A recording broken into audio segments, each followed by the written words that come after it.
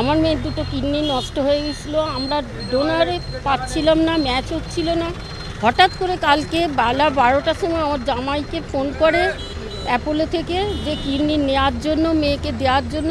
আমার জামাই রাজি হয়ে গেছে, কিন্তু আমার মেয়ের কিডনি পেয়েছে, ঠিকই আছে। আজকে আমি দেখে এলাম, খুবই ভালো, কিন্তু মনে কষ্ট হচ্ছে।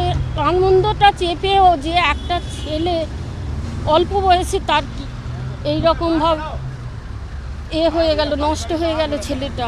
আমার মেয়ে একটা নতুন জীবন পেল, একটা ছেলের বাবা এরকম ডিসিশন নিয়ে এগিয়ে এসে আমার মেয়েকে যে দিয়েছে, এর জন্য আমরা খুব কৃতজ্ঞ। আমার খুব ভালো আছে, চোখগুলো একটুখানি ফোলা ফোলা ছিল। আমি সিস্টারদের বললাম যে এরকম একটু ফোলা ফোলা লাগছে, বলছে ওটা কোনো অসুবিধা নেই, কিডনি খুব ভালো কাজ করছে। হ্যাঁ, ওটা ইউরিনটাও ভালো হচ্ছে, তো কমে যাবে আস্তে আস্তে। যে দিয়েছে তার কোটি কোটি শত প্রণাম করি, ওদের সঙ্গে যোগাযোগ করতে চাই।